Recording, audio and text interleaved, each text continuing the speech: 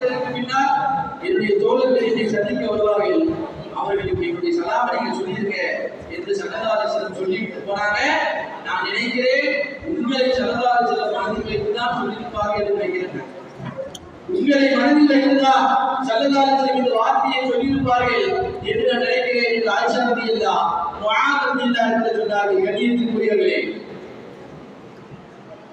இப்படி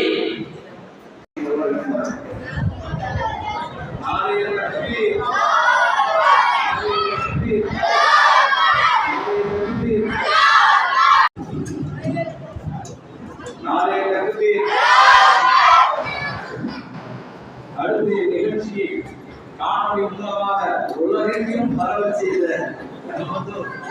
அவர்களுக்கு நமது பள்ளிவாசல் ஜமா துணைத் தலைவர் அஹமது ஹுசைன்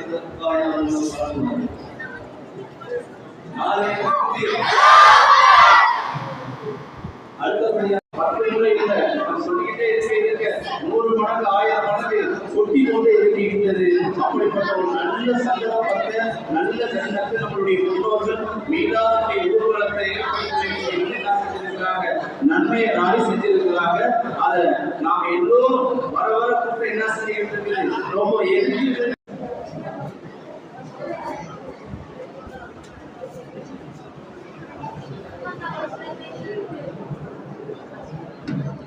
கேள்வி கேட்கப்படுகிறது.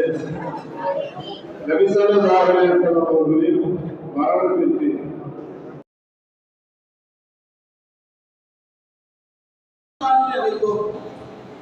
அல்லாஹ்வை வணங்கக்கூடியவர்கள் தான் மக்கத்து குறைஷிகள்.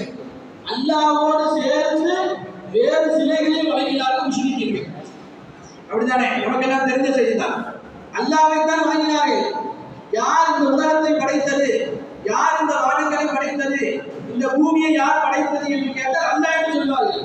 அல்லாஹ் தான் கடவுள். ஆனால் அல்லாஹ்வோடு சேர்த்து சிலைகளை வணங்கினார்கள் முஸ்லிம்கள். இப்போ கடும் பஞ்சம் ஏற்பட்ட பொழுது மக்கத்து தலைவர்கள் எல்லாம் ஒன்று சேர்ந்து, மக்கள் எல்லாம் ஒன்று சேர்ந்து வெளியே சென்று அல்லாஹ்விடத்தில் துஆ செய்வோம் வாருங்கள் என்ற பொழுது அபூ தாலிப் தன்னுடைய அண்ணன், தன்னுடைய சகோதரனுடைய மகன் முஹம்மது ஸல்லல்லாஹு அலைஹி வஸல்லம் அவர்களையும் கூட அழைத்து சென்று அல்லாஹ்